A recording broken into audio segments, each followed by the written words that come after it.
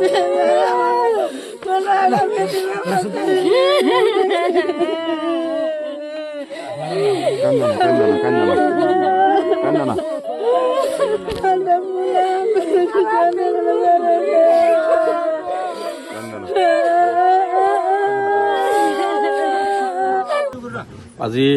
যি বাকৰিকুছিত আপোনালোকে জানে যোৱাকালি যি ধৰণে এই মানুহখিনিক উচ্ছেদ কৰা হ'ল, আচলতে চৰকাৰখনে যে কি ধৰণে অমানৱীয় অত্যাচাৰ এই সংখ্যালঘুসকলৰ ওপৰত চলাইছে এইটো আচলতে ইয়াত আহি মানুহ নাচালে আচলতে অনুভৱ কৰিব নোৱাৰি।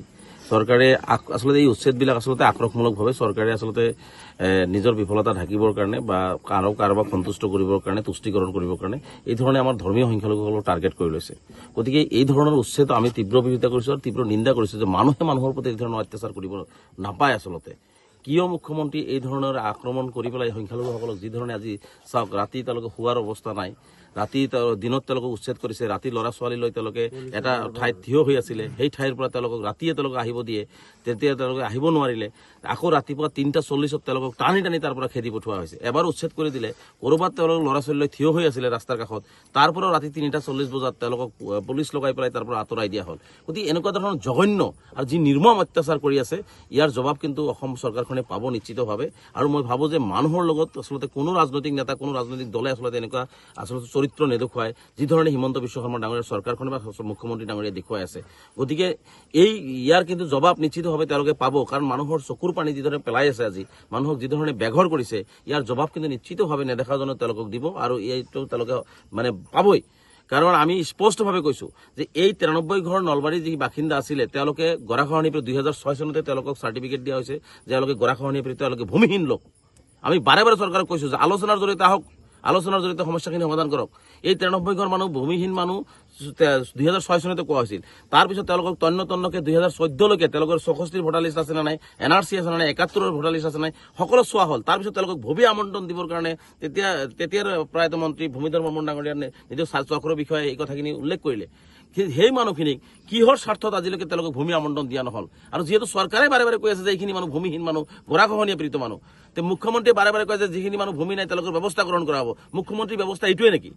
মুখ্যমন্ত্ৰীৰ ব্যৱস্থা এইটোৱে নেকি যে মানুহক ৰাস্তাত পেলাই দি থোৱা হৈছে, মানুহে আজি ৰাখাই আছে, আজি তেওঁলোকে তিৰপল এটাও নাই, তেওঁলোকে গছৰ তলত প্ৰখৰ ৰ'দত আজি গছৰ তলত তেওঁলোকে সেনেকে শুই আছে। এইটোৱে মুখ্যমন্ত্ৰীৰ নীতি আদৰ্শ নেকি? এইটো চৰকাৰৰ এটা নীতি হ'ব পাৰে নেকি? গণতান্ত্ৰিক দেশখনত এনেকুৱা ধৰণৰ অত্যাচাৰ মানুহে কৰে নেকি? গতিকে মুখ্যমন্ত্ৰী ডাঙৰীয়াক প্ৰশ্ন কৰিছোঁ যে আপুনি সংখ্যালঘুসকলক এনেকুৱা নিৰ্মম অত্যাচাৰ কৰি পাইছে কি? আপুনি পাইছে কি?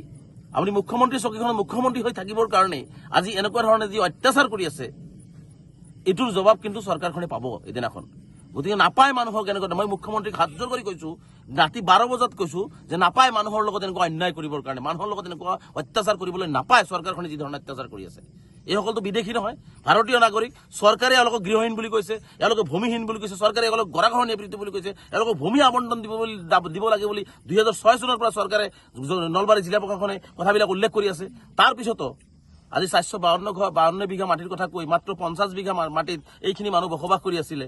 50 বিঘা নালাগে, এই 93 ঘৰ মানুহক যিখিনি মাটি লাগে সেইখিনি মাটি দি পেলাই বাকীখিনি তেওঁলোকে লৈ লওক, তাত কোনো আপত্তি কোনেও নকৰিলেহেঁতেন, চবে সহযোগিতা কৰিলেহেঁতেন। কিন্তু আজি মাত্ৰ সেই অলপখিনি মাটি তেওঁলোকে যিখিনি মানুহত ঘৰ বাৰী বনাই আছে সেইখিনি তেওঁলোকে উচ্ছেদ কৰি গোটেই 450 বিঘা মানুহক উচ্ছেদ কৰা হ'ল। ইয়াত 450 বিঘা অসমৰ ৰাইজে এইটো জানি থোৱা ভাল। অসমৰ ৰাইজক মই স্পষ্টীকৰণ দিব বিচাৰিছোঁ যে ইয়াত 450 বিঘাৰ মাটি কোনো উচ্ছেদ হোৱা নাই। ইয়াত জলাশয় আছে, ইয়াত বিভিন্ন পতিত মাটি আছে, ইয়াত বিভিন্ন খালী মাটি আছে।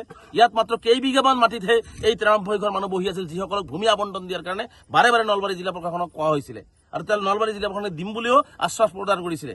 গতিকে সেই কেইবিঘামান মাটিত উচ্ছেদ কৰি 450 বিঘাৰ যিটো বাবা লোৱাৰ, অসমত যিটো বাবা লোৱাৰ যিটো প্ৰক্ৰিয়া নলবাৰী জিলা প্ৰশাসন বা অসম চৰকাৰে কৰি আছে, এইটো সঁচাকৈ গৰিহণাৰ যোগ্য, নিন্দনীয়।